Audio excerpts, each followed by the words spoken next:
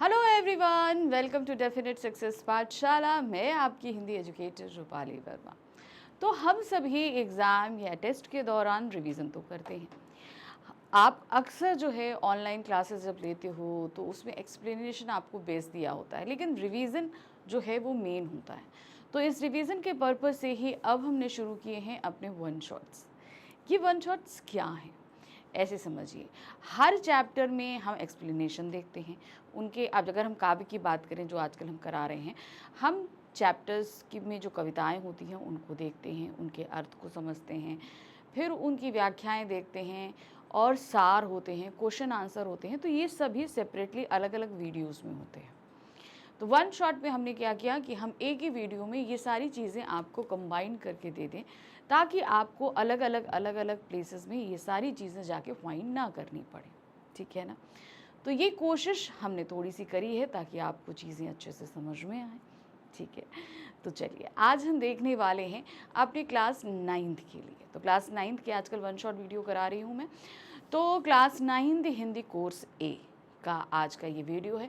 तो course B वाले student बिल्कुल भी खफा नहीं हूँ, वो भी करवाऊँगी। ठीक है, कभी मैं ऐसा नहीं करती कि अपने कोर्स ए के स्टूडेंट्स के लिए तो लेकर आऊँ मगर बी वाले स्टूडेंट्स हमारे जो है वो खफा हो जाए, ऐसा नहीं करते। तो कोर्स बी का भी जल्द ही आपको मिलेगा।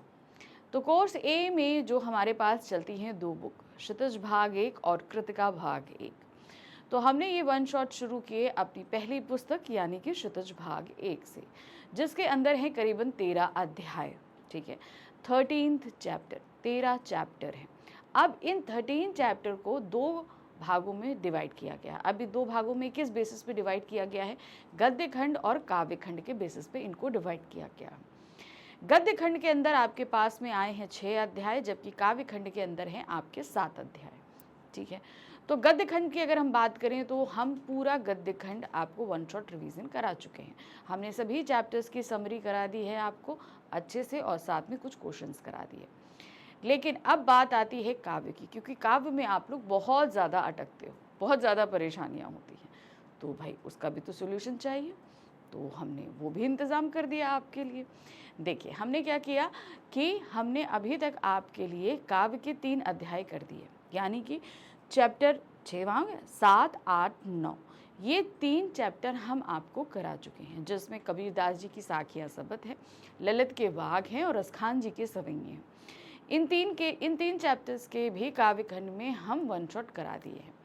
अब हम आ गए हैं अपने 10th चैप्टर, बुक का हमारा 10वां और काव्य खंड का 4था अध्याय है कैदी और कोकिला।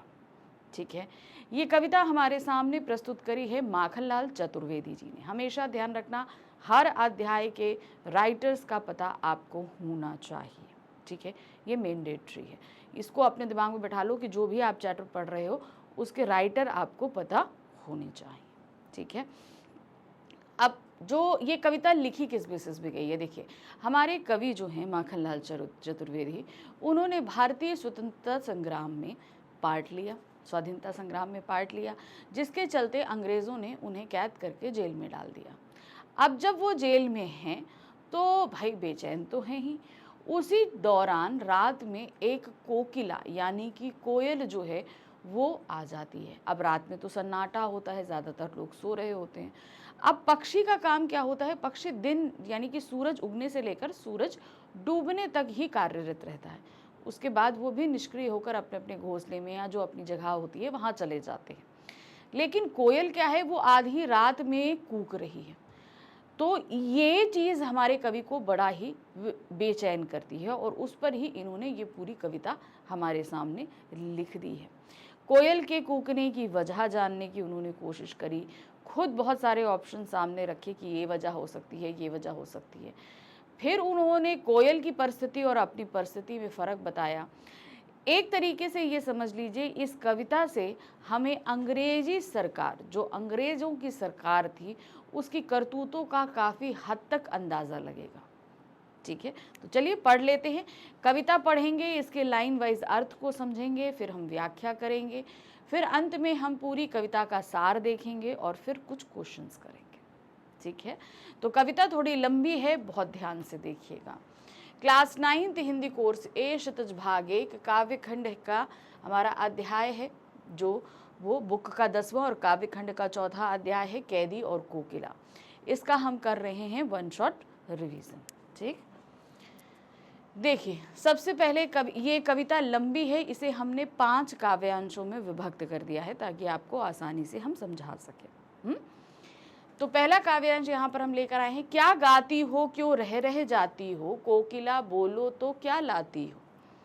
संदेशा किसका कोकिला बोलो तो, ऊंची काली दीवारों के घेरे में, डाकू चोरों बटमारों के डेरे में। जीने को देते नहीं पेट भर खाना, मरने भी देते नहीं तड़प रह जाना। जीवन पर अब दिन रात कड़ा पहरा है, शासन है या तम का प्रभाव गहरा है। हिमकर निराश कर चला रात भी काली, इस समय काली माँ मैं जागी क्यों आली। अब यहाँ पर मैंने बोला ना, आधी रात में एक कोयल आ गई है, वो बोलना शुरू करती है। अब वो भाई कोयल को हम लोग कैसे जानते हैं, भाई वो बहुत मधुर आवाज़ में गाती है, हम इससे कोयल को जानते हैं। लेकिन यहाँ पर कोयल क्या है, वो मधुर आवाज़ में नहीं गा रही है, वो बहुत कर्कश आवाज़ में गा रही है, मतलब बहुत तीखी आवाज़ जो है उसकी वो गा रही है। तो देखिए क्या है, सबसे पहले जब उन्होंने गाते हुए सुना उसको, जब बोलते हुए चीखते चिल्लाते सुना उसको, तो क्या बोलते हैं, क्या गाती हो तुम इतनी रात में बोल रही हो। तो कवि ने सीधे हमारे पूछा, माखनलाल चतुर्वेदी ने, कि क्या गा रही हो, क्यों रह जाती हो। भाई बहुत तेज चिल्लाएगी, फिर रुक जाती है, फिर उसके बाद चिल्लाना शुरू करती है। तो वो रह कर रुक कर जो है वो चिल्ला रही है, गा रही है। कोकिला बोलो तो क्या लाती हो। संदेशा केस किसका है, कोकिला बोलो तो। अब आधी रात में बेवक्त आई है, तो कवि कहते हैं कि बोलो भाई, क्या तुम कुछ लेकर आई हो, क्या तुम किसी का संदेशा लाई हो। अब देखिए कवि क्या हैं, खुद इस समय थोड़ा सा निराश हैं क्योंकि वो जेल में बंद हैं। अब इस निराशा के चलते थोड़ा सा होता ना कि भाई हम क्या करें क्या नहीं करें, तो वो निराशा भी उनके ऊपर कहीं ना कहीं थोड़ा सा हावी हो रही है। उस निराशा के चलते भाई वो उन्होंने कहा चलो कोयल है, हम कोयल से ही बातें कर लेते हैं। तो कोयल आ गई, कोयल से वो बात करे कि उनको लग रहा है कि भाई मेरे लिए किसी का संदेशा आया है। तो वो बोल रही है कि भाई क्या लाई हो तुम, किसी का संदेशा लेकर आई हो, ऐसा है कुछ। अब आगे है, ऊंची काली दीवारों के घेरे में, डाकू चोरों बटमारों के डेरे में। अब क्या है, अब उन्होंने कोयल से पूछा, अब कोयल भाई जाहिर सी बात है उनकी बात को क्या समझेगी, क्या जवाब देगी। अब ये अपना, मैंने बोला ना वो थोड़ा निराश है। अब निराश होने की कंडीशन में क्या होता है कि हम अपने दुख को किसी से बांटना चाहते हैं। तो माखनलाल चतुर्वेदी के सामने वो कोयल है, तो उससे अपनी बात कहने लगते हैं कि भाई ये जो जेल की दीवारें हैं ये ऊंची ऊंची काली काली हैं, और मैं तो एक स्वतंत्रता सेनानी हूँ, लेकिन मुझे कहाँ रखा है, डाकुओं चोरों और बटमारों। बटमारों का मतलब क्या होता है, जो पॉकेट मार होते हैं, जो पॉकेट मारते हैं ना उनका। तो पॉकेट मारों के डेरे में मुझे यहाँ पर रख रखा है। भाई मैं तो स्वतंत्रता सेनानी, मैंने कोई अपराध तो नहीं किया। लेकिन देखिए ये मानना हमारे कवि का है कि भाई जाहिर सी बात है उन्होंने कोई अपराध नहीं किया, नहीं कोई चोरी करी, ना कोई डाका डाला, ना कुछ किया। वो तो अपने देश की अपनी आज़ादी के लिए लड़ रहे हैं। लेकिन अंग्रेज़ों के लिए ये भाई जुर्म है। क्यों? क्योंकि उनकी सरकार है। अब उनके सरकार के खिलाफ अगर कोई बोलेगा तो जाहिर सी बात है कि वो गलत होगा। तो वो स्वाधीनता संग्रामियों को क्या करते थे, वो ये इन अपराधियों के साथ ही रखते थे। तो ये बात भी कहीं ना कहीं उनको अच्छी नहीं लग रही थी कि हमको इन चोरों और डाकुओं के बीच में रखा हुआ है। जीने को देते नहीं पेट भर खाना, मरने भी देते नहीं तड़प रह जाना। अब क्या कह रहे हैं कि भाई यहाँ पर इन्होंने हमें रखा हुआ है चोरों, डाकू और पॉकेट मारों के बीच, यानी कि बटमारों के बीच, और यहाँ पर इतना खाना देते हैं कि भाई पेट भी नहीं भरता है। मतलब इतना खाना देते हैं कि आप जिंदा रहो, मरो नहीं, और पेट भी आपका भरा नहीं। तो एक तरीके से जिंदा तो रख रहे हैं, मगर साथ ही साथ जो है आपको तकलीफ भी दे रहे हैं। अब कोई कैदी अगर ये चाहे कि भाई इन तकलीफ़ों को नहीं झेल पा रहा है, अपने आप को मार दे या उनको कुछ हो जाए, तो मरने भी नहीं देते। क्योंकि देखो ना मरने देने का रीज़न ये है कि अगर मान लो कि जेल में अगर इस तरीके का कोई स्वतंत्रता सेनानी मर गया तो बाहर जनता भड़क जाएगी, फिर जनता को कंट्रोल करना, क्योंकि भाई ये जो स्वतंत्रता सेनानी जेल में आते हैं ये बाहरी आम जनता के लिए एक आइडियल बन जाते हैं, एक प्रेरणा का स्रोत बन जाते हैं। अगर इन लोगों को कुछ होगा तो फिर जनता अगर भड़क जाए तो उसको कंट्रोल करना अंग्रेज सरकार के लिए मुसीबत हो जाएगी। इसीलिए वो प्रताड़नाएं तो खूब देते थे लेकिन मरने नहीं देते थे, किसी भी कंडीशन में वो उनको मरने नहीं देते थे। जीवन पर अब दिन रात कड़ा पहरा है, यानी कि अब चूंकि मरने नहीं दे रहे हैं तो उनके जीवन पर पहरा है कि किसी तरीके से कहीं ये कुछ अपने आप को कर ना ले। तो हमेशा उनके ऊपर निगरानी रहती है, ये भी एक बड़ी दिक्कत है। शासन है या तम का प्रभाव गहरा है। अब ये कह रहे हैं शासन किसका शासन है? अंग्रेजों का शासन है। अब तम मतलब क्या होता है? अंधकार, यानी कि ये जो अंग्रेजों का शासन है इसमें चारों तरफ अंधकार छाया है। अंधकार का मतलब यहाँ पर क्या हो गया? अत्याचार, अनाचार, शोषण, सब कुछ यहाँ पर व्याप्त है। तो एक तरीके से अंधकार का शासन है। जितनी भी नीतियां हैं वो सभी के लिए, खाली अंग्रेजों का फायदा है, बाकी भारतीयों के लिए तो वो बहुत ही नुकसानकर है।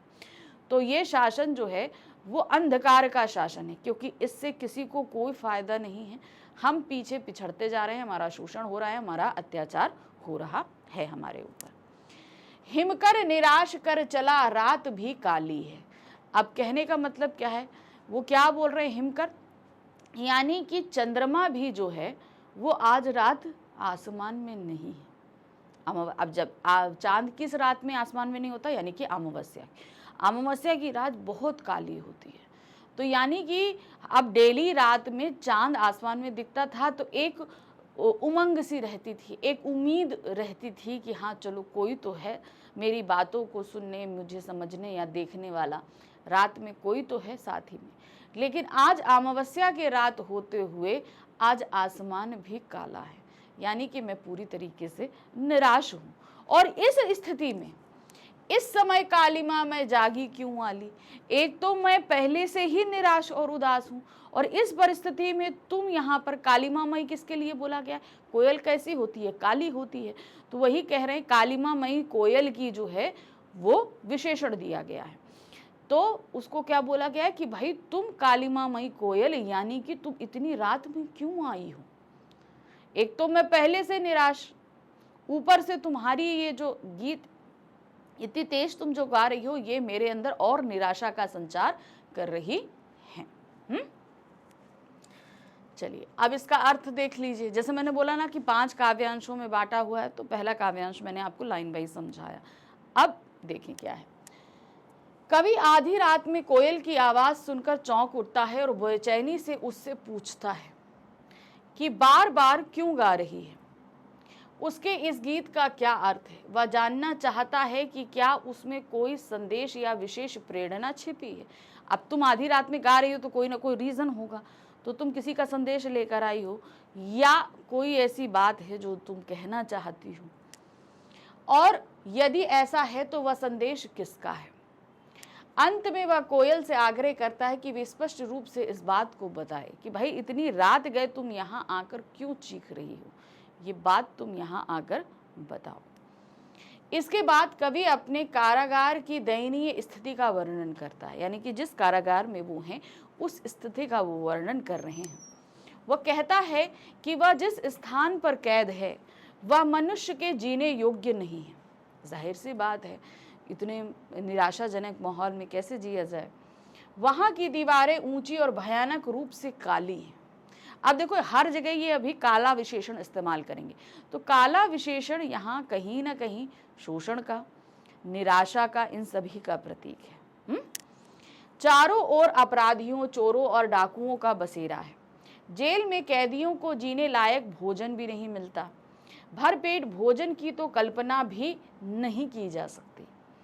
भूख और अत्याचार से मन और शरीर तड़प कर रह जाता है। अंग्रेज सिपाही ना तो मरने देते हैं और ना ही ठीक से जीने देते हैं। हर ओर कड़ा पहरा है जिससे मुक्ति की कोई भी आशा नहीं है। कि मतलब हम चाहें कि हम इस परिस्थिति से निकल जाएं तो वो नहीं, वो उस परिस्थिति से निकल भी नहीं पा रहे, क्योंकि भाई कैसे निकलेंगे, क्योंकि वो जेल में बंद है। चलिए, कवि सोचता है कि चारों ओर जो गहरा अंधकार फैला है वह केवल रात का अंधेरा या फिर अंग्रेजी शासन का कष्टदायक प्रभाव है, जिससे सब कुछ निराशा में डुबो दिया है। उसे लगता है कि यह अंधकार इतना गहरा है कि आशा रूपी चंद्रमा भी हार कर अपना प्रकाश खो चुका है। अंत में वह कोयल से पूछता है कि इस घोर अंधकार और निराशा के समय में वह क्यों जाग रही है और क्या वह कोई महत्वपूर्ण संदेश देना चाहती है। अब नहीं समझ में आ रहा है कि भाई क्यों आई है, क्या रीज़न है जो आधी रात में बोल रही है। तो अब भाई कोयल क्या बताएगी, तो पक्षी है। तो हमारे कवि ही तरह तरह के सवाल उससे पूछ रहे हैं और अपनी स्थिति का वर्णन कर रहे हैं। चलिए अब यहाँ पर उन्होंने कुछ फिर से अंदाज़ा लगाया, क्या कह रहे हैं।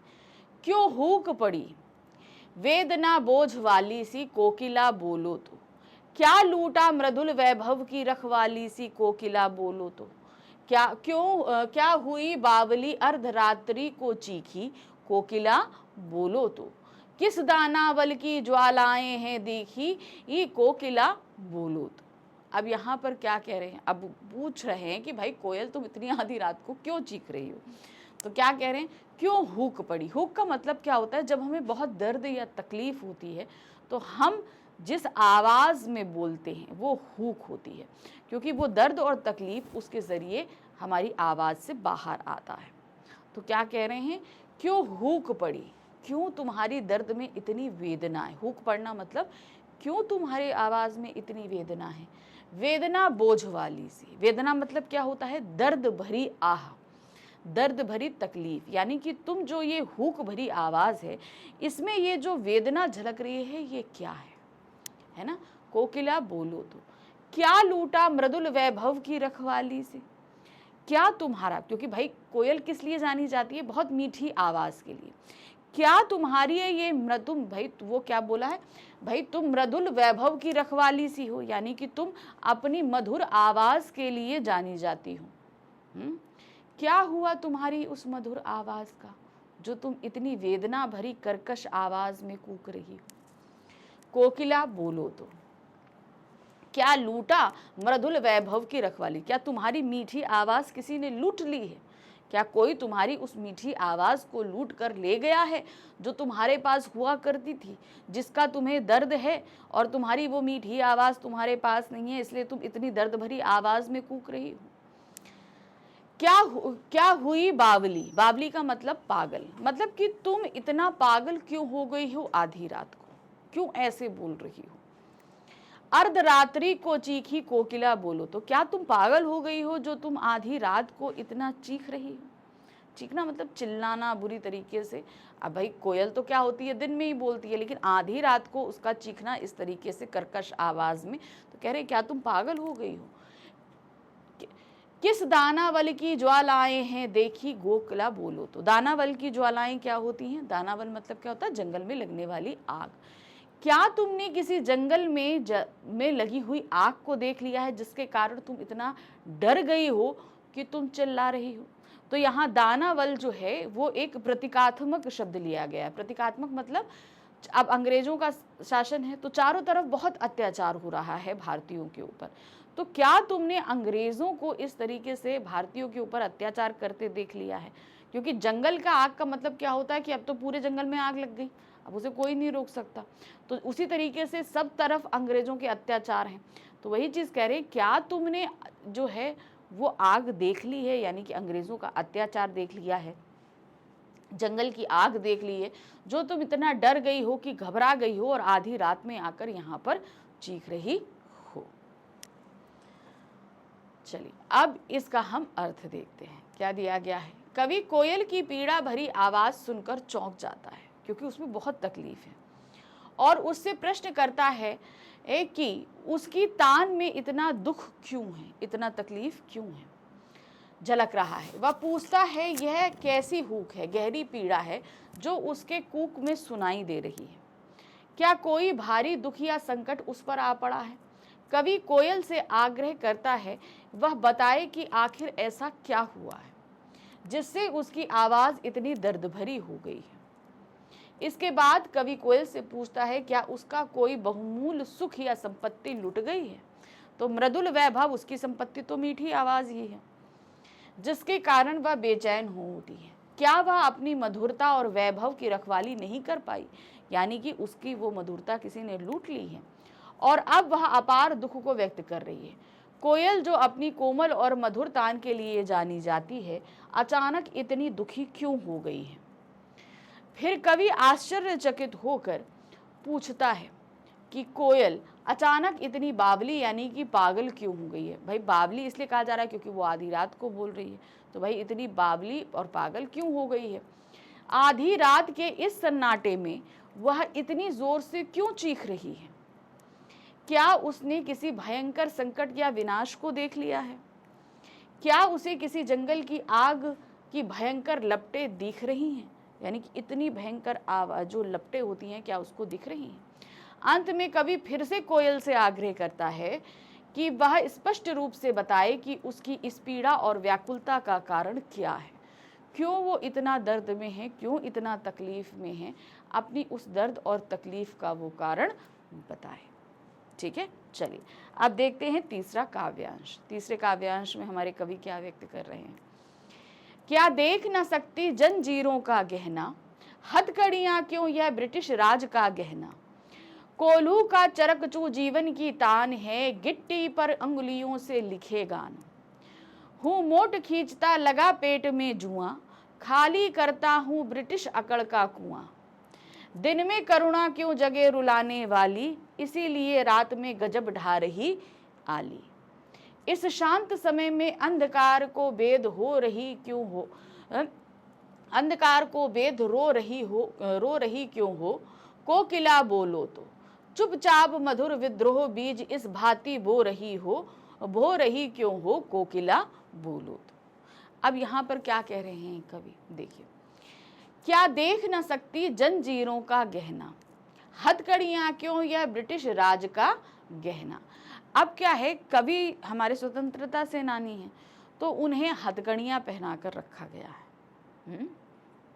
चोरों और डाकुओं के बीच तो रखा गया है, मगर उन्हें हथकड़ियों के साथ कैद करके रखा गया। हथकड़ियां उनके हाथों में डालकर उनको पहना कर रखा गया है। तो वो क्या कह रहे हैं कि भाई ये हथकड़ियां नहीं है, ये ब्रिटिश राज का गहना है। यही चीज़ है ना। क्या देख न सकती जंजीरों का गहना, तुम इतनी जोर से चिल्ला रही हो, तुम्हें दुख है, तकलीफ है, लेकिन क्या तुम्हें मेरी दुख तकलीफ दिखाई नहीं दे रही। देखो मैंने हथकड़ियां रूपी गहना पहना हुआ है। हथकड़ियां क्यों यह ब्रिटिश राज का गहना, ये हथकड़ियां नहीं है, ये ब्रिटिश राज का गहना है। अब देखिए, ब्रिटिशर्स ने तो उन्हें इसलिए ये चीज़ पहनाई है क्योंकि उन्होंने स्वतंत्रता संग्राम में पार्ट लिया, लेकिन माखनलाल चतुर्वेदी ने उसे गहना समझकर पहना है। अब गहना क्यों पहना जाता है, गहना जाहिर सी बात है सुंदरता को बढ़ाने के लिए पहना जाता है, लेकिन अब उन्होंने ये क्यों पहना हुआ है, इसका रीज़न समझिए।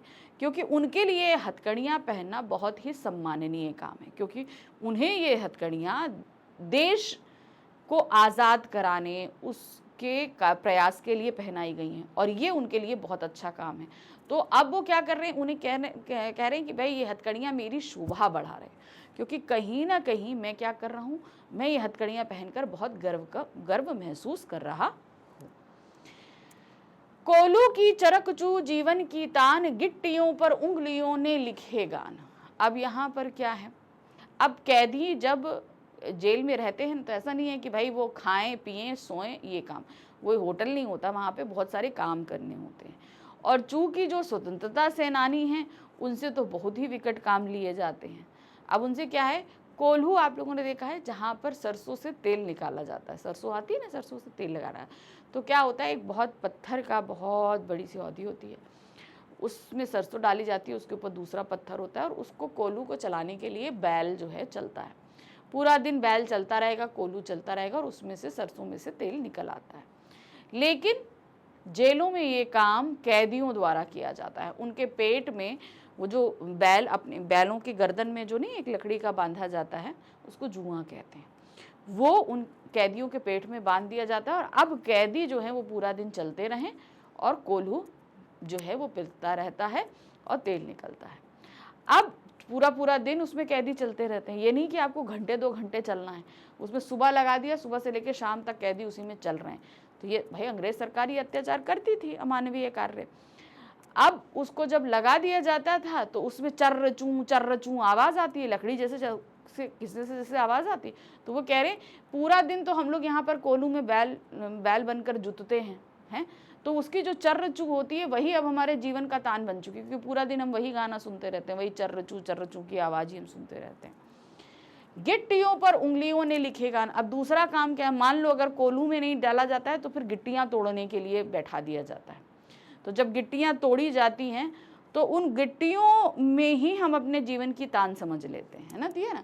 तो जो वो अब जैसे मान लीजिए पत्थर है, उससे गिट्टियाँ तोड़ रहे हैं, तो अब वही में वो उन्हीं उंगलियों से, जैसे मैं कवि हूँ, मैं लिखने का काम करता हूँ, तो वो वहाँ पर गिट्टियाँ बैठकर मैं वो काम कर रहा हूँ, यानी कि अपने जीवन का गान उन गिट्टियों के ऊपर लिख रहा हूँ। तो ये 2 लाइनों के जरिए उन्होंने बताया है कि अंग्रेजों द्वारा क्या क्या काम करवाए जाते हैं। हूँ मोट खींचता लगा पेट में जुआ, खाली करता हूँ ब्रिटिश अकड़ का कुआं। तो यहाँ क्या कह रहे हैं, उन्होंने मोट खींच रहे हैं, हमने बताया ना कि वो इस तरीके से कोल्हू चलाते रहते हैं, तो मोट खींचते रहते हैं, और इस तरीके से ब्रिटिश सरकार की जो अकड़ है उसका कुआं मैं खाली कर रहा हूँ। यानी कि उनका जो अहंकार है, जो घमंड है, मैं उसको एक तरीके से कम कर रहा हूँ। यानी कि उनके अहंकार के चलते मेरे ऊपर ये अत्याचार हो रहे हैं, एक तरीके से समझ लो ये है। दिन में करुणा क्यों जगे रुलाने वाली, इसलिए रात में गजब ढा रही आली। तो मतलब दिन में तुम अपनी करुणा या तकलीफ व्यक्त करने नहीं आई, क्योंकि मैं खुद इन कामों में बिजी रहता हूँ, व्यस्त रहता हूँ, इसलिए तुम्हारे जो दिल में करुणा है, जो तकलीफ है, वो तुम मेरी करुणा को देखकर चुप हो जाती हो, और इसीलिए तुम रात में इस करुणा को व्यक्त करने के लिए आई हो, इस तकलीफ को कहने के लिए आई हो, क्योंकि दिन में तो मैं खुद ही इतना ज़्यादा अत्याचार को सहन करता हूँ, तो तुम रात में आकर उन बातों को यहाँ बता रही हो। इस शांत समय में अंधकार को बेद रो रही हो क्यों। अब रात में तो शांत एकदम माहौल होता है, पूरी तरह शांति होती है, सभी कैदी सो रहे होते, तो उस समय तुम यहाँ पर इतनी रात में क्यों इतना चीख रही हो, क्यों इतना रो रही हो। कोकिला बोलो तो चुपचाप मधुर विद्रोह बीज इस भांति क्यों बो रही हो। अब जब सारे कैदी सो रहे हैं, तो अगर तुम इस तरीके से कर्कश आवाज में गाओगी तो जाहिर सी बात है ये कैदी जाग जाएंगे, और जागने के साथ ही इनके मन में अंग्रेज सरकार के खिलाफ और ज्यादा विद्रोह उठ जाएगा, है ना। तो कोशिश ये होती है कि भाई रात में कैदी सो जाएं, क्योंकि अगर रात में जागते रहे और साथ में आपस रहेंगे तो कोई ना कोई षड्यंत्र रचेंगे। तो अब अगर रात में ये जाग गए तो इन सभी के मन में तुम्हारी इस आवाज की वजह से विद्रोह उठेगा। तो कोकिला बताओ तुम चुपचाप जो है इन सभी के मन में क्यों इस तरीके से विद्रोह के बीज बो रही हो। अब इसका अर्थ क्या है, कवि कोयल से पूछता है क्या वह रात में रोकर यह जताना चाहती है कि उसे हमारी ये बेड़ियां पसंद नहीं है। अगर वह इन जंजीरों को दुख और बंधन का प्रतीक मान रही है तो उसे समझना चाहिए कि ये बेड़ियां हमारे लिए गुलामी का प्रतीक है। ठीक है, क्या है, गुलामी का, बल्कि ब्रिटिश हुकूमत के खिलाफ हमारे संघर्ष का सम्मान है। तो गुलामी का प्रतीक नहीं है कि हमने ये हथकड़ियाँ बांध रखी, ये ब्रिटिश सरकार द्वारा हमारा किया गया सम्मान है, संघर्ष है, क्योंकि हम अपने देश के लिए काम कर रहे हैं। हमने इन्हें खुशी खुशी स्वीकार किया है, क्योंकि ये स्वतंत्रता सेनानियों के लिए गहनों की तरह है। किसकी तरह है, गहनों की तरह है। हमें गर्व है कि हम जेल में रहकर भी अपने लक्ष्य से नहीं हटे हैं। जाहिर सी बात है भाई, उनको जेल में बांटा रखा गया है, क्यों, ताकि वो देश के खिलाफ काम ना कर सकें, लेकिन वो जेल में रहकर भी वही काम कर रहे हैं। कवि आगे कहता है कि जेल में कोल्हू की चरमराती आवाज अब हमारे लिए संगीत बन चुकी है। हम पत्थरों को तोड़ते हुए अपने हाथों से आजादी का गीत लिख रहे हैं। जिस तरह हम कठोर पत्थरों को टुकड़ों में बदल देते हैं, उसी तरह में एक दिन ब्रिटिश शासन को भी नष्ट कर देंगे। अपने शरीर पर भारी बोझ लिए कोल्हू चढ़ा रहा हूं, लेकिन असल में मैं ब्रिटिश शासन के अहंकार को धीरे धीरे खत्म कर रहा हूं। ठीक है, तो ये सोचो कि उनका अहंकार ये है कि भाई वो भारतीयों को एक से एक सजा दे, तो हम उस अहंकार को ही नष्ट कर रहे हैं। कवि कोयल के गाने का अर्थ समझ जाता है। वह कहता है कि दिन में जब हम संघर्ष और यातनाओं में डूबे होते हैं, तब हम तुम्हारी मधुर आवाज नहीं सुन पाते हैं। जाहिर सी बात है, क्योंकि उस समय हमारे ऊपर इतना अत्याचार हो रहा है, ये हो रहा है, तो तुम बोलोगे भी तो भी हम नहीं सुन पाएंगे। लेकिन अब समझ आया कि रात में जब चारों ओर शांति है, तब तुम हमारी गहरी पीड़ा को कम करने और हमें हिम्मत देने आई हो। कवि कोयल से पूछता है कि क्या उसकी ध्वनि सिर्फ एक सामान्य गीत है, या वह सच में हमारे भीतर विद्रोह की आग जगा रही है। क्या वह हमें संघर्ष और स्वतंत्रता के लिए प्रेरित कर रही है। कवि व्याकुलता से कोयल से उत्तर मांगता है, कोयल बोलो तो आखिर क्या तुम उस संघर्ष के लिए हमें प्रेरित कर रही हो जो हम चाहती हो कि हम ब्रिटिश सरकार के खिलाफ करें, तो तुम क्या वो करने के लिए आई हो। कोकिला बोलो तो। चलिए अब हम आ गए अपने चौथे काव्यांश। मैंने कहा था ना कविता बड़ी है, 5 काव्यांशों में बांटा है। चलिए, काली तू रजनी भी काली, शासन की करनी भी काली, काली लहर कल्पना काली, मेरी काल कोठरी काली, टोपी काली कमली काली, मेरी लौह शंकरा काली, पहरे की हुंकृति की व्याली, तिस पर है गाली ये आली। इस काले संकट सागर पर मरने की मदमाती, कोकिला बोलो तो अपने चमकीले गीतों को क्यों कर हो तैराती, कोकिला बोलो तो। अब देखिए क्या है, उन यहाँ पर कवि बता रहे हैं कि उनके तरफ जो कुछ भी उनके साथ है सभी कुछ काला है। अब काला जो है वो कहीं ना कहीं निराशा का प्रतीक है, लेकिन उसके बीच में भी उन्होंने अपना जो हिम्मत है, जो उत्साह है, उसको बना कर रखा है। काली तू रजनी भी काली। अब चूंकि कोयल कब बोल रही है, रात में, ठीक है ना, तो कह रहे हैं एक तो तुम काली, ऊपर से क्या रजनी अर्थात रात भी काली है, शासन की करनी भी काली, यानी कि अंग्रेज सरकार द्वारा जो काम किया जा रहा है, जो कृत्य किया जा रहा है, वो भी काला ही है। काली लहर कल्पना काली, चारों तरफ जो है ये सरकार ने जो अत्याचार कर रखा है सब कुछ काला काला, यानी कि गलत है, और उसके चलते जो उनकी कल्पनाएं हैं वो भी काली ही हैं, जो इमेजिनेशन है वो भी वो गलत ही सोच रहे हैं। मेरी काल कोठरी काली, यानी कि जिस 10 फुट 10 के संसार में वो रह रहे हैं वो भी काला ही है। टोपी काली है ओढ़ने वाला, जो कम्बल है यानी कि कमली वो भी काला है। मेरी लौह शंखला काली, यानी कि जिस जेल में बंद है वहाँ पर सलाखें होती है ना, तो कह रहे हैं वो शंखलाएं यानी कि वो जो सलाखें लगी हैं वो भी काली हैं।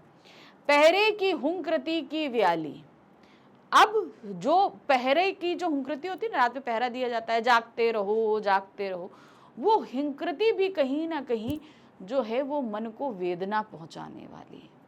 कहते हैं ना जागते रहो, रात में जो है वहाँ पर भी पहरा होता है, जागते रहो, तो वो जो हुंकृति जो पुकार दी जाती है वो भी जो है वो बहुत बेचैन करने वाली है।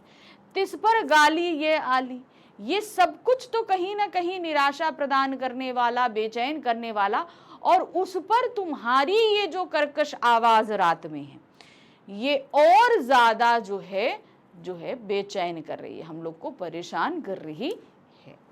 इस काले संकट सागर पर मरने की मदमाती कोकिला बोलो तो, चारों तरफ तो गलत ही गलत है, काला है, यानी कि सब कुछ निराश करने वाला है, और उस पर तुम्हारी जो ये हुंकार है, काला संकट, काले संकट सागर पे, चार संकट सागर क्यों, काला क्यों है, चूंकि सब गलत है, संकट है, मुसीबत है, सागर है मतलब चारों तरफ है, सागर मतलब क्या है, पृथ्वी के चारों तरफ है, तो वो चारों तरफ ये गलत ही गलत और निराशा भरा है। अब इस पे पर मरने की मदमाती कोकिला बोलो तो, यानी कि तुम इस पर जो हिंकृति है, जो तुम रात में इतना चीख रही हो, चिल्ला रही हो, कहीं ना कहीं ये हमारे अंदर और निराशा का संचार करेगी और मरने को आतुर करेगी।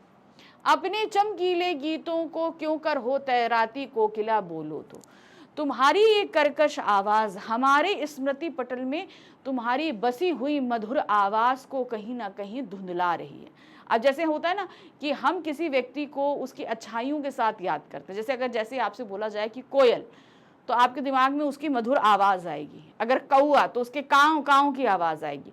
तो कुछ लोग अपने नाम की वजह से जाने जाते हैं, ठीक है, कि उनका नाम आया नहीं कि उनकी विशेषता हमारे सामने आ जाती है। तो उसी तरीके से कोयल को हम उसकी मधुर आवाज के लिए जानते हैं, हमारी यादों में वही बात छिपी याद है हमें। तो वो ये कह रहे हैं कि भाई हमारे स्मृति पटल में जी, यानी कि हमारी यादों में जो तुम्हारी मधुर आवाज़ की स्मृतियाँ बसी हैं, तुम उसे क्यों बदलना चाहती हो? तुम अगर इतनी कर्कश आवाज़ में बोलोगी तो जाहिर सी बात है वो जो मधुर स्मृतियाँ हैं वो मिट जाएंगी, यानी कि तैर आती, यानी कि तैर के चली जाएंगी, और उसकी जगह कहीं ना कहीं क्या हो जाएगा, तुम्हारी इस कर्कश आवाज़ की स्मृति हमारे मन में बस जाएगी। अर्थ देखिए, कवि कोयल से कहता है, हे कोयल तुम्हारा रंग काला, आज की रात की घनी काली काली है, क्योंकि भाई अमावस्या की रात थी, चांद तो था नहीं, तो वो भी रात काली थी। ब्रिटिश शासन के अत्याचार भी उतने ही काले हैं। मैं इस कारागार में चोरों और डाकुओं के बीच कैद हूँ, जिससे मेरे मन में भी भयावह और अंधकारमय विचार उठ रहे हैं। भाई जाहिर सी बात है कि अगर हम गलत आसपास होंगे तो हमारे मन में उठने वाली जो कल्पनाएं हैं, जो विचार हैं, वो भी गलत ही होंगे। मेरी जेल की कोठरी भी अंधेरे से भरी हुई है, मुझे जो कम्बल ओढ़ने के लिए मिला है वह भी काला, और जो टोपी पहनने को दी गई वह भी काली। मेरी बेड़ियां जिससे मुझे बांध कर रखा गया वे भी लोहे की काली जंजीरें हैं। इस अंधकारमय माहौल में रात के समय पहरेदार की कठोर आवाज़ मुझे किसी जहरीले सर्प की फुफकार की तरह चुभती है। मैंने कहा ना कि वो जो रात में जो पुकार होती है वो भी कहीं ना कहीं इनको और ज़्यादा तकलीफ देती है, और ज़्यादा परेशानी देती है। इसके अलावा मुझे जेल के सिपाहियों की गालियाँ भी सहनी पड़ती हैं। यहाँ जीवन पूरी तरह अशांत और तकलीफ से भरा हुआ है। हे सखी कोयल, तुम इस जेल के इस घुटन भरे माहौल में क्यों चली आई हो? क्या तुम्हें यह एहसास नहीं कि यहाँ तुम्हारे प्राण भी सुरक्षित नहीं हैं? क्योंकि अगर भाई हमारे ऊपर अत्याचार हो रहा है तो कहीं ना कहीं तुम भी जो है इसका शिकार बनोगी। तुम अपने मधुर स्वर से आनंद और आशा का संदेश देना चाहती हो, लेकिन इस जेल की कठोर दीवारों के बीच यह स्वर फालतू चला जाएगा। यह निराशा और पीड़ा के बीच तुम्हारे गीतों का कोई असर नहीं होगा। इस अंधेरी रात में, इस कारागार में तुम अपने मधुर स्वर से क्यों गा रही हो? क्या कारण है जो गा रही हो? हे कोयल, मुझे अपने मुख से बताओ, तुम यहाँ क्यों आई हो? तुम्हारी इस पीड़ा भरी पुकार का क्या अर्थ है? यानी कि इतनी तकलीफ भरी आवाज़ में तुम जो गा रही हो, ये आखिर क्यों गा रही हो? क्या रीज़न है? तो भाई अगर पक्षी गा रहा है तो जाहिर सी बात है उसको कोई तकलीफ होगी, और वो उस चीज़ को बयान नहीं कर पा रहा। अब कवि जो है बहुत तरह तरह के यहाँ पर चीज़ बूझ चुके हैं। चलिए अब कविता की अंतिम पंक्तियों में हम आ चुके हैं। क्या कह रहे हैं? मुझे मिली हरियाली डाली तुझे मिली हरियाली डाली, मुझे नसीब कोठरी काली। तेरा नभ भर में संचार, मेरा 10 फुट का संसार। तेरे गीत कहावे वह रोना भी है मुझे गुनाह।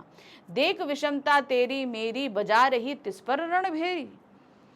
इस हुंकृति पर अपनी कृति से और कहो क्या कर दूं, कोकिला बोलो तो। मोहन के व्रत पर प्राणों का आसव किसमें भर दूं, कोकिला बोलो तो।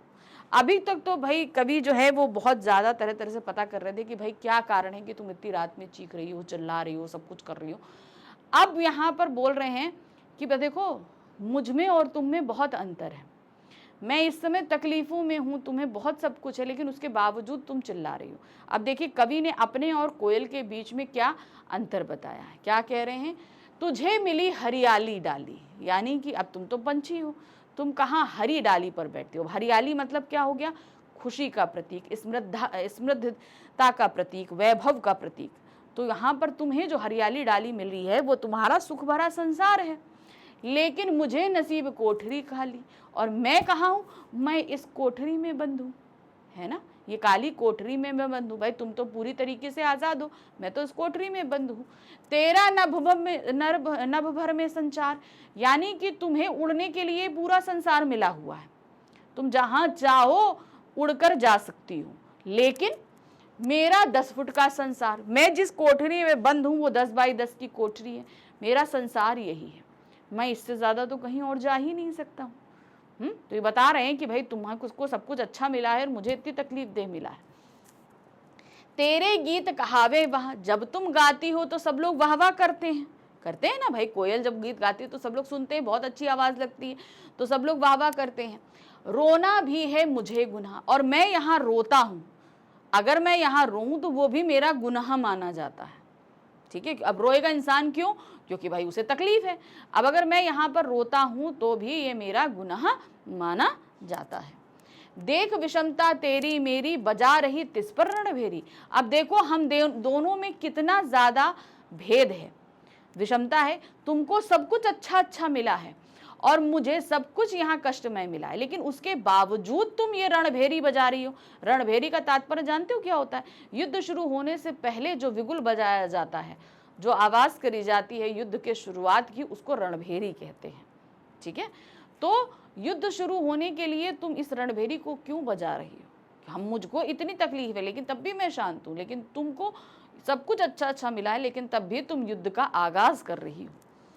इस हुंकृति पे, यानी कि तुम्हारी इस आवाज पर, अपनी कृति से और कहो क्या कर दूं। अब तुम्हारी इस कर्कश आवाज पे देखो मैंने तो पूरी कविता लिख दी, अब तुम कहो मैं और क्या करूं, तुम जो कहो मैं वो करूं, कोकिला बोलो तो। मोहन के व्रत पर प्राणों का आसव किसमें भर दूं। मोहन यानी कि मोहनदास करमचंद गांधी। गांधी जी ने असहयोग आंदोलन, स्वाधीनता संग्राम का जो आह्वान किया, कहो उनकी इस आवाज में मैं किसके अंदर वो स्वाधीनता संग्राम का जोश भर दूं, ताकि वो व्यक्ति भी आकर इस स्वतंत्रता संग्राम में भाग ले लें, ताकि हमारा देश जल्द से जल्द आजाद हो जाए। कोकिला बोलो तो। ठीक है, तो ये पूरी कविता थी। चलिए अब इसका हम अर्थ देख लेते हैं।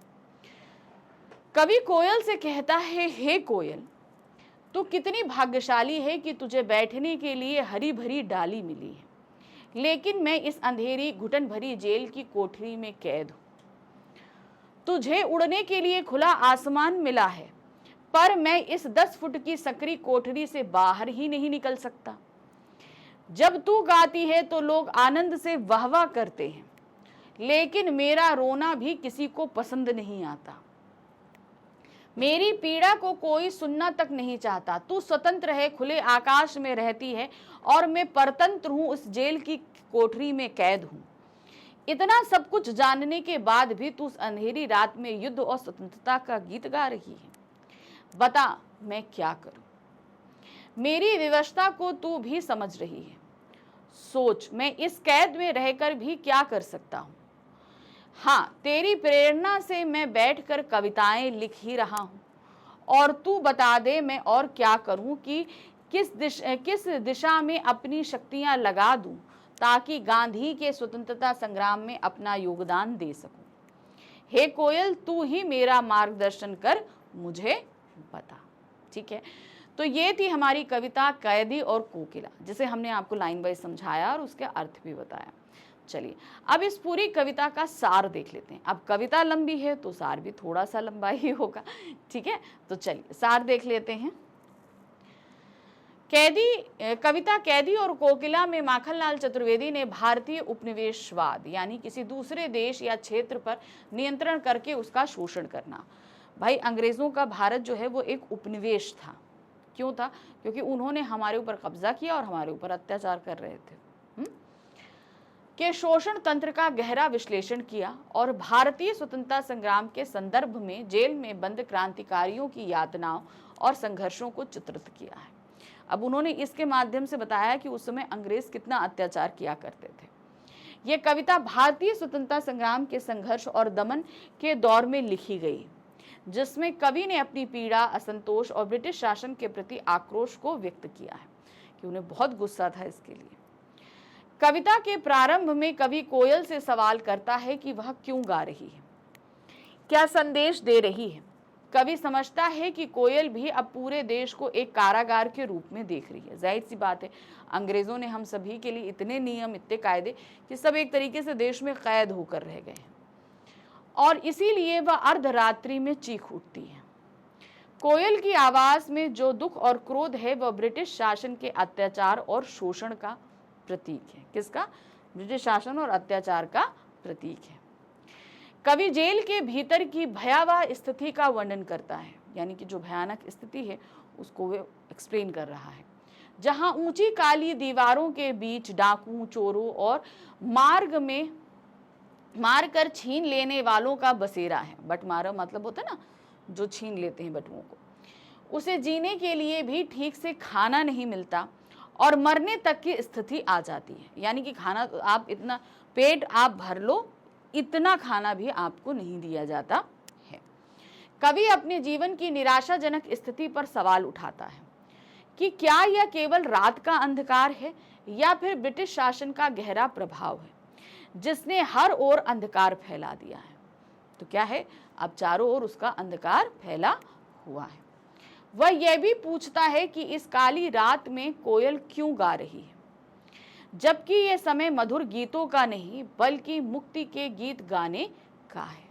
मुक्ति का गीत क्यों? क्योंकि भाई हम अपने उससे देश को आजाद करेंगे। इसलिए कविता में कवि के माध्यम से यह संदेश दिया गया है कि जेल में बंद स्वतंत्रता सेनानी न केवल शारीरिक रूप से प्रताड़ित हैं, यानी कि मानसिक वेदना भी पहुंच रहा है, तो उन्हें शारीरिक ही नहीं मानसिक तौर पे भी बहुत दबाव सहना पड़ता है, बल्कि मानसिक रूप से भी अत्याचारों का सामना कर रहे हैं। वह ब्रिटिश शासन के शोषण को एक जेल की तरह अनुभव करता है जिसमें उसके पास कोई स्वतंत्रता नहीं है। कवि ने अपनी पीड़ा और दुख को व्यक्त किया है जिसे कोयल की आवाज के माध्यम से बताया गया है। तो यहाँ पर वो खुद अपनी तकलीफों को बयां कर रहे हैं, लेकिन किसके माध्यम से? कोयल के माध्यम से बता रहे हैं। कवि यह भी कहता है कि उसे अपनी हालत में कोई सुधार की उम्मीद नहीं दिखती है। यानी कि अब जाहिर सी बात है, वो जेल में बंद है तो उसमें कोई सुधार होगा, उसे इस चीज़ की उम्मीद बहुत कम है। और उसके जीवन की ये जो जंजीरें हैं वे ब्रिटिश शासन का प्रतीक हैं। उसे लगता है कि उसकी पीड़ा और संघर्ष में कोई भी बदलाव नहीं आएगा। यह स्थिति केवल एक निराशा की स्थिति नहीं बल्कि एक विद्रोह और संघर्ष का बुलावा है। कविता में के अंत में कवि कोयल से सवाल करता है कि वह क्यों गा रही है, आखिर भाई क्यों गा रही है। वह चुपचाप विद्रोह के बीच बो रही है। कवि के लिए कोयल का गाना एक विद्रोह का प्रतीक है जो ब्रिटिश शासन के खिलाफ एक आंदोलन का संकेत है, क्योंकि वो कहीं ना कहीं सबके मन में वो विद्रोह जगा रही है कि भाई उठो, तुम्हें अंग्रेजों के खिलाफ विद्रोह करना है। तो वो विद्रोह का बीच कोयल की आवाज बो रही है। कविता की अंतिम पंक्तियां भारत और ब्रिटिश शासन के बीच के अंतर का स्पष्ट करती हैं। भाई जहां पर उन्होंने कोयल और अपनी स्थिति को बताया है ना, तो वहां जो कोयल है वो ब्रिटिश शासन को जो वैभवशाली संपन्नता प्राप्त है उसको बता रहे हैं, और कैदी के माध्यम से वो अपने आप की स्थिति को भारतीयों की स्थिति के साथ बता रहे हैं। जहां कोयल को हरियाली और स्वतंत्रता मिली है, वहीं कवि को केवल काली कोठरी और बंदी गृह ही मिला है। कुल मिलाकर यह भारतीय उपनिवेशवाद के विरोध की एक गहरी सामाजिक और राजनीतिक कविता है।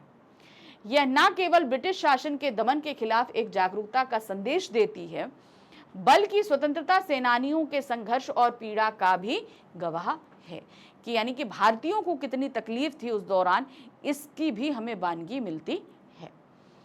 कवि ने अपनी कविता के माध्यम से विद्रोह, संघर्ष और मुक्ति के गीतों को प्रेरित किया है जो भारतीय स्वतंत्रता संग्राम का प्रतीक बन गए हैं। ठीक है, तो ये था सार। चलिए अब जैसे कि मैंने बताया कि हम कुछ क्वेश्चंस भी करेंगे ताकि हमने जो चीज़ें पढ़ी हैं उनको देखें कि हमारी समझ में आया कि नहीं आया। तो या जैसे कि मैं बताती आ रही हूँ कि भाई जो हमारी क्षितिज बुक से उससे आने वाले प्रश्न लघुत्तरीय रहते हैं, यानी कि 25 से 30 शब्दों के बीच में रहते हैं। तो कुछ ऐसे ही हमारे पास में शब्द रहेंगे, चलिए इनको देख लेते हैं। ठीक है, क्या है? निम्नलिखित काव्यांश को ध्यानपूर्वक पढ़कर पूछे गए प्रश्नों के उत्तर देने। तो जो कविता हमने पढ़ी है उसी के कुछ अंश को रखा गया और उस पर आधारित कुछ प्रश्न हैं। तुझे मिली हरियाली डाली, मुझे नसीब कोठरी काली, तेरा नभ भर में संचार, मेरा 10 फुट का संसार, तेरे गीत कहावे वह रोना भी है मुझे गुनाह, देख विषमता तेरी मेरी, तिस पर भजा रही रणभेरी।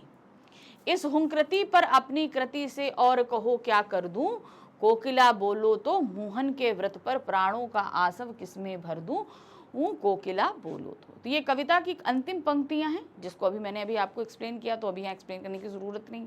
चलिए, तो इस पर कुछ प्रश्न दिए गए हैं, इन प्रश्नों को हम देख लेते हैं। पहला प्रश्न है, मेरा 10 फुट का संसार के माध्यम से कवि क्या कहना चाहता है? तो उसके माध्यम से क्या कह रहे हैं, यानी कि उनकी जो कोठरी जिस जगह पर उनको रखा गया है वो क्या है, वो सिर्फ 10 बाई 10 की एक कमरा है जिसमें ये उनका पूरा जीवन समेट के रह गया है। वो वहीं पर रहने के लिए मजबूर हैं क्योंकि उन्हें कैद किया गया है। मेरा 10 फुट का संसार से कवि कहना चाहता है कि उसे जिस कोठरी में बंद किया गया है वो बहुत छोटी है और उसकी दुनिया इसी में सिमट कर रह गई है। बहुत छोटा भाई, उसका पहले क्या था, वो चारों तरफ फ्री था, लेकिन अब क्या है, वो उतनी से में ही बंद कर रह गया है। कोयल और कैदी के बीच की समानता को स्पष्ट कीजिए। अभी हम लोगों ने असमानताएं तो कविता में देख ली, लेकिन उन दोनों में समानता क्या है। डिफरेंसेस तो कविता में काफ़ी बताए गए, लेकिन समानताओं की बात आए तो देखिए क्या है। कोयल और कैदी दोनों ही गुलाम देश के वासी हैं, दोनों भारत में रह रहे हैं और दोनों ही गुलाम हैं। अंग्रेजों द्वारा किए जा रहे अत्याचारों के कारण वे दोनों ही दुखी हैं। भाई कैदी भी दुखी है और कोयल भी दुखी है, इसीलिए वो आधी रात को चिल्ला रही है। जहां कोयल की हूक में वेदना भरी हुई है, वहीं कवि का दर्द उसकी रचनाओं में छिपा है। भाई कोयल गा सकती है तो वो दर्द उसकी आवाज में है, कवि रचना कर सकते हैं तो वो तकलीफ उनकी रचनाओं में है। कोयल आजादी का संदेश दे रही है तो कवि अपनी कृतियों से लोगों में जोश भर रहा है। क्या कर रही है वो, भाई कोयल इतना चिल्ला रही है तो उसके चिल्लाने की वजह से क्या हो रहा है, उतना क्रांति आ रही है, लोगों के अंदर वो आ रहा है कि नहीं अब हम विद्रोह करें। लेकिन लोगों के अंदर जोश भरने का काम यहाँ पर कौन कर रहा है, कवि की कविताएं कर रही है। तो ये कुछ समानताएं हैं। नेक्स्ट तीसरा क्वेश्चन है, देख विषमता तेरी मेरी में किस विषमता की ओर संकेत किया गया है। विषमता क्या है कि भाई वो तो पूरी आज़ाद है, उसको अच्छा हरियाली डाली मिली हुई है, सब कुछ है, लेकिन यहाँ पर कवि क्या है, वो तो कैद है। ये विषमता है। देख विषमता तेरी मेरी के माध्यम से कवि और कोयल के बीच के अंतर को स्पष्ट किया गया है। कोयल हरे भरे पेड़ों की डालियों पर उड़ती फिर रही है और कवि 10 फुट की कोठरी में कैदी जीवन बिता रहा है। गीत गाने पर कोयल को प्रशंसा मिलती है, पर कवि का तो रोना भी गुनाह माना जाता है। ठीक है, वो क्या है, वो रोए तो भी उसे गुनाह कहा जाता है। वह खुले एक आसमान में उड़ रही है, वो क्या है, वो खुले आसमान में उड़ रही है, पर कवि का जीवन तो उसकी काल कोठरी में ही सिमट गया। उसका जीवन कहाँ हो रहा है, उस काल कोठरी में सिमट गया है। तो ये जो है उस अंतर को बताने की कोशिश यहाँ पर उस विषमता के जरिए की गई है जो कोयल और कैदी के बीच में है। ठीक है, तो ये काव्यांश आधारित प्रश्न खत्म हुए। अब हम आते हैं प्रश्न संख्या 2 पर। यहाँ क्या दिया गया है, कवि ने कोयल को मरने के लिए मदमाती कहा है, इसका आश्रय क्या है। यानी कि जो मरने के लिए आतुर है, बहुत बेचैन है, उसके लिए। ठीक है, तो देखिए क्या है, कवि ने कोयल को मरने के लिए मदमाती कहा, इसका आश्रय है कि पराधीन भारत में अंग्रेजों ने अपने बर्बरतापूर्ण और अमानवीय व्यवहार से तो अत्याचार की सारी सीमाएं पार कर दी ही हैं। स्वतंत्रता के लिए आवाज उठाने वालों को हर तरीके से कुचल देते हैं। उनका विद्रोह करना स्वयं को मारने से कम नहीं है था। ऐसे में कोयल द्वारा स्वतंत्रता के गीत गाकर भारतीयों में देश प्रेम जगाना मरने के समान है, क्योंकि अब वहां वो जिस जेल में आकर इन गीतों को गा रही है, ठीक है, तो वहां पर सभी ऐसे लोग हैं जो भारतीय हैं, जिनके अंदर कहीं ना कहीं भारतीयों के अंग्रेजों के खिलाफ रोष है। तो अगर हम अंग्रेजी सरकार में उनके खिलाफ कुछ भी करते हैं तो एक तरीके से अंग्रेज उनको मार दिया करते थे। ठीक है, तो वही चीज़ यहाँ पर बताने की कोशिश करी जा रही है कि तुम जो ये अपने गीत के जरिए हम सभी के अंदर विद्रोह का बीज बो रही हो, ये तुमको मरने के लिए आतुर कर रहा है। यानी कि तुम मरने के लिए क्यों बेचैन हो रही हो, तुम्हारा ये कृत्य जो है वो तुम्हें मौत की तरफ ले जाएगा, क्योंकि अंग्रेज अगर देखेंगे कि भाई तुम इस तरीके का काम कर रही हो तो तुम्हें भी मार देंगे। प्रश्न संख्या 3 है, कवि का रोना भी गुनाह है के माध्यम से किन परिस्थितियों का पता चलता है। अब रोना गुनाह यानी कि हम अपनी तकलीफ या वेदना भी नहीं कह सकते। ठीक है, ये चीज है। तो देखिए क्या है, कवि का रोना भी गुनाह है से पता चलता है कि तत्कालीन परतंत्र भारत में स्वाधीनता सेनानियों और क्रांतिकारियों पर बहुत अत्याचार किए जाते थे, बहुत होते थे, ये तो हम सभी को पता है।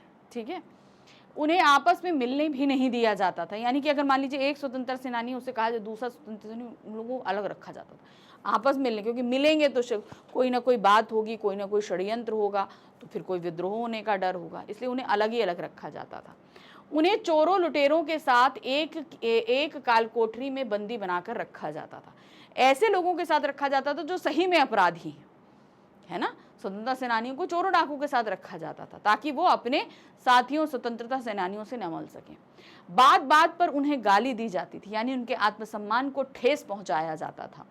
उनकी सांसों पर भी अंग्रेजों का पहरा था। सांसों पर अंग्रेजों का पहरा मतलब जैसे हमने कहा ना कि चाहे जितना अत्याचार हो जाए लेकिन उनको कुछ होना नहीं चाहिए, क्योंकि अगर कुछ हो गया तो विद्रोह हो जाएगा, ये निश्चिंत होता था। तो मतलब उनकी सांसें भी ये देखी जाती थी कि कहीं इनको कुछ हो ना जाए। उन्हें पेट भर खाने को नहीं मिलता था, वे अपनी बात किसी से नहीं कह सकते थे, यानी कि आपको खाना नहीं है, बात नहीं करना है, खुलकर अपनी बातों को व्यक्त नहीं करना है। तो एक तरीके से मानसिक और शारीरिक दोनों ही तरह से प्रताड़नाएं दी जाती थी स्वतंत्रता सेनानियों को। चलिए, चौथा प्रश्न है काव्य सौंदर्य बताना है। काव्य सौंदर्य का मतलब होता है जो पंक्तियां हमारे सामने हैं इनका सबसे पहले तो हमें काव्य सौंदर्य के अंदर दो चीजें आती हैं, एक तो भाव सौंदर्य, दूसरा शिल्प सौंदर्य। ठीक है, काव्य सौंदर्य में ये दो चीजें आती हैं। तो भाव सौंदर्य में आता है कि जो पंक्तियां लिखी हैं उसमें क्या भाव व्यक्त हो रहा है, यानी कि क्या बात कही जा रही है, ये बताना है। फिर दूसरा जो शिल्प सौंदर्य आता है उसमें आपको ये बताना है कि इसमें कौन सा रस है, कौन सा छंद है, अलंकार क्या है, ये सारी चीज़ें, भाषा कैसी है, सब चीज़ें आपको बतानी, किस तरह की शब्दावली है, सब। ठीक है, तो चलिए यहाँ पर काव्य सौंदर्य पढ़ेंगे।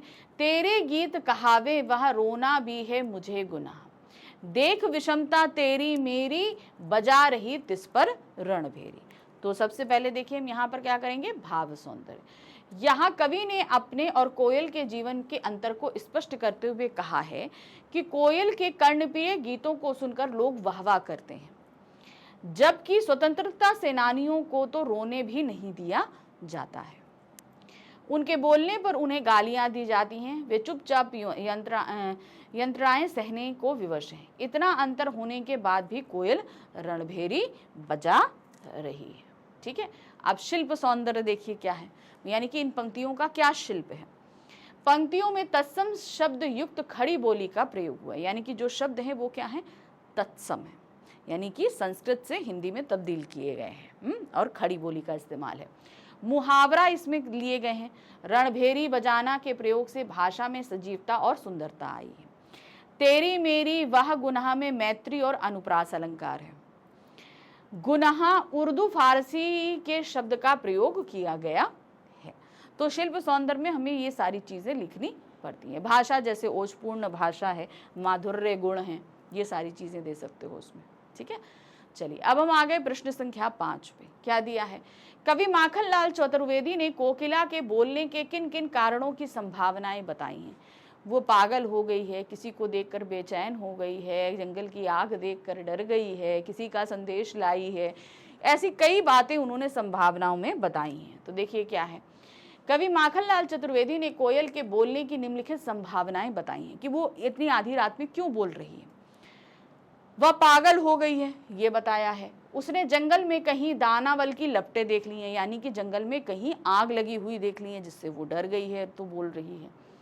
वह स्वतंत्रता के लिए प्रयासरत जेल में बंद कैदियों को संदेश देना चाहती है कि जो स्वतंत्रता के लिए सेनानी हैं उनको कहीं ना कहीं संदेश दे रही है। वह क्रांतिकारियों के मन में देश प्रेम की भावना और भी प्रगाढ़ करने का संदेश दे रही है। क्या करिए, उनके अंदर देश प्रेम की भावना तो है, मगर इसकी आवाज कहीं ना कहीं उनके अंदर मजबूती लेकर आ रही है। प्रश्न संख्या 6 है, क्या दिया है, काव्य सौंदर्य फिर से हमें बताना है। किस दानावल की ज्वालाएं हैं दिखी। अब इसके पीछे का भाव मतलब क्या है, चलिए देखिए। लोगों ने स्वतंत्रता के लिए अंग्रेजों के से विरोध और उनके प्रति संघर्ष की भड़कती हुई भावना को शायद कोयल ने देख लिया। तो यहाँ पर ये जो लाइन है ये द्विअर्थी है। पहली चीज़ है कि लिटरली उन्होंने जो चीज़ बोली है कि क्या उसने जंगल की आग देख ली है जिसकी वजह से वो डर गई है, लेकिन इसके पीछे का जो आश्रय है वो कह रहे हैं कि तुमने चारों तरफ अंग्रेजों द्वारा किया जा रहा भारतीयों पर अत्याचार देख लिया, इस वजह से तुम इतनी आधी रात को चिल्ला रही हो। तो ये द्विअर्थीय बात यहाँ पर कही गई है, अर्थ अलग है और तात्पर्य इसका अलग है। अब शिल्प सौंदर्य देखिए क्या है, इस पंक्ति की भाषा तत्सम युक्त खड़ी बोली है। दानावल की ज्वालाओं में रूपक अलंकार है। जो दानावल है उसमें दो अर्थ चिपके हुए हैं, ठीक है। कोयल के साथ संवाद के कारण मानवीयकरण अलंकार है। अब चूंकि वो कोयल के साथ संवाद कर रहे हैं जो कि इम्पॉसिबल है, तो ये मानवीयकरण अलंकार है। कोयल से प्रश्न पूछने के कारण पंक्ति प्रश्नात्मक शैली है। वो किससे प्रश्न पूछ रहे हैं? कोयल से पूछ रहे हैं, तो ये प्रश्नात्मक शैली के अंतर्गत भी आएगा, ठीक है। तो ये था हमारा चैप्टर नंबर 10 कैदी और कोकिला, जिसे हमने यहाँ पर कंप्लीट किया, ठीक है। तो इसी तरीके से एक एक चैप्टर लेकर आ रही हूँ। अब मिलेंगे हम अपने नेक्स्ट चैप्टर में, तब तक उसे पढ़कर तैयार रखिएगा, ठीक है। Thank you for watching, bye bye.